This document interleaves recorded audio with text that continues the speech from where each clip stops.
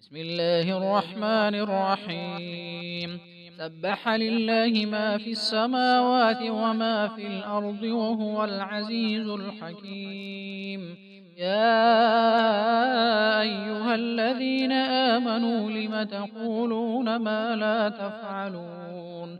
كبر مقتا عند الله أن تقولوا ما لا تفعلون. إن الله يحب الذين يقاتلون في سبيله صفا كأنهم بنيان مرصوص. وإذ قال موسى لقومه يا قوم لم تؤذونني وقد تعلمون أني رسول الله إليكم فلما زاغوا أزاغ الله قلوبهم والله لا يهدي القوم الفاسقين. وإذ قال عيسى ابن مريم يا بني إسرائيل إني رسول الله إليكم مصدقا لما بين يدي من التوراة ومبشرا برسول يأتي من بعد اسمه أحمد. فلما جاءهم بالبينات قالوا هذا سحر مبين. ومن أظلم ممن افترى على الله الكذب وهو يدعى إلى الإسلام والله لا يهدي القوم الظالمين. يريدون ليطفئوا نور الله بأفواههم والله متم نوره ولو كره الكافرون. هو الذي أرسل رسوله بالهدى ودين الحق ليظهره على الدين كله ولو كره المشركون. يا أيها الذين آمنوا هل أدلكم على تجارة تنجيكم من عذاب أليم تؤمنون بالله ورسوله وتجاهدون في سبيل الله بأموالكم وأنفسكم ذلكم خير لكم إن كنتم تعلمون. يغفر لكم ذنوبكم ويدخلكم جنات تجري من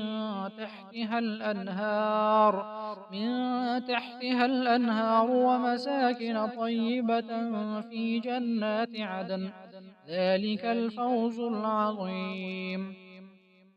وأخرى تحبونها نصر من الله وفتح قريب وبشر المؤمنين. يا أيها الذين آمنوا كونوا أنصار الله كما قال عيسى ابن مريم للحواريين من أنصاري إلى الله؟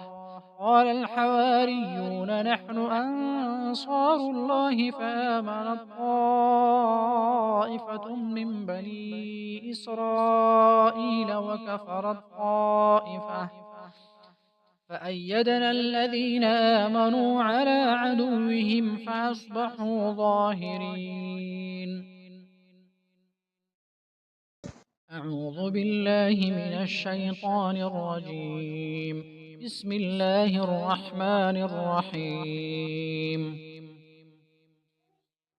يا أيها المزمل قم الليل إلا قليلا نصفه أو انقص منه قليلا أو زد عليه ورتل القرآن ترتيلا إنا سنلقي عليك قولا ثقيلا إن ناشئة الليل هي أشد وطئا وأقوم قيلا إن لك في النهار سبحا طويلا فاذكر اسم ربك وتبتل إليه تبتيلا رب المشرق والمغرب لا